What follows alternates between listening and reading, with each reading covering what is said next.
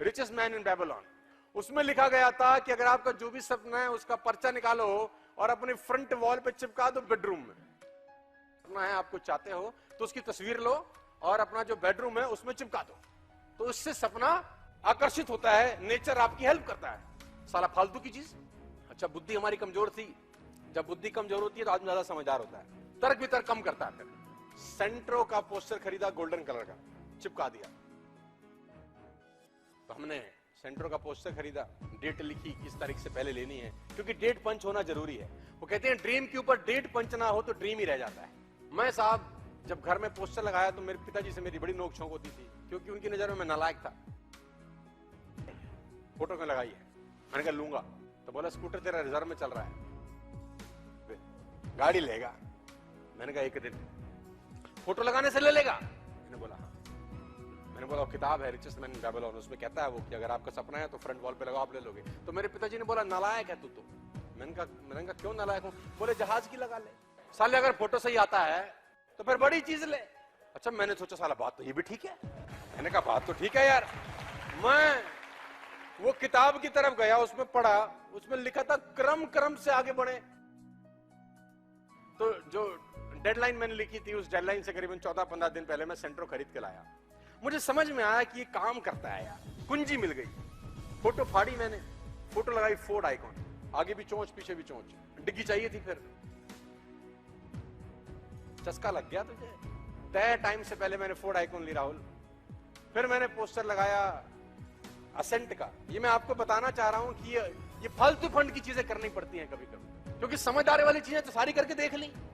जिंदगी में कुछ बदलाव हो नहीं रहा तो कुछ फालतू फंड का कर लें आज से। सेंट्रो के बाद फोर्ड आइकॉन के बाद असेंट तय टाइम से पहले ली।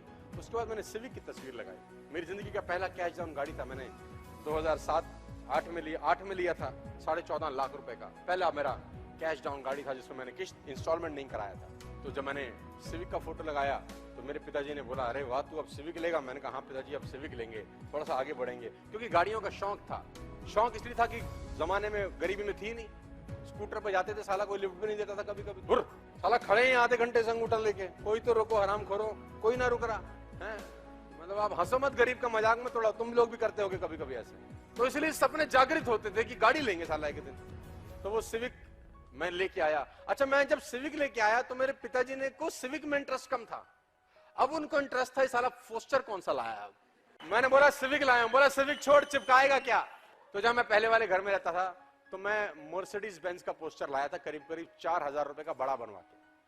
जितना बड़ा आपने बाहर पोस्टर लगा रखा है ना, करीब इतना बड़ा मैं 4,000 रुपए का फ्लेक्स बनवा के बहुत बढ़िया डिजाइनिंग करा के मर्सिडीज 2012 जनवरी 30 मेरा जन्मदिन था। उससे पहले मैंने कहा लेनी है मेरे को, 30 जनवरी 2012 से मैंने टांग दिया, नीचे डेट लिख दी। मेरे बाप को लगा साला ये है कमीना, लेगा जरूर। मेरे पिताजी ने बोला ये ऑटोमेटिक होती है। मैंने बोला हाँ, लेकिन यार ये मर्सिडीज तो बड़ी महंगी होती होगी। मैंने कहा हाँ जी 40 लाख रुपए की कहते हैं, ले लेगा? मैंने कहा हाँ जी लेंगे। बोला देख ले। मैंने कहा देख लिया। जनवरी 22 2012 को मैं गाड़ी लेके आया अपने बर्थडे से 8 दिन पहले, जो मैंने डेट पंच करी थी। और मेरे पिताजी को फिर मर्सिडीज में इंटरेस्ट नहीं था, उनको इंटरेस्ट था हरामखोर अब क्या चिपकाता है, काम करती है। इसलिए मैं आपको समझा रहा हूं। मैं आर्किटेक्ट के पास जा चुका था तब, और मैं आर्किटेक्ट से अपने घर का फ्रंट एलिवेशन बनवा चुका था कि मेरा घर बाहर से कैसे दिखेगा। और वो बाहर का एलिवेशन करीब 7-8 हजार रुपए का बड़ा पोस्टर मैंने अपने बेडरूम की फ्रंट वॉल पे लगाया। और मैंने पिताजी को बोला अब इस घर में नहीं रहेंगे पापा, अब घर बड़ा होने की तैयारी करो, अब हम बड़े घर में जाने वाले हैं।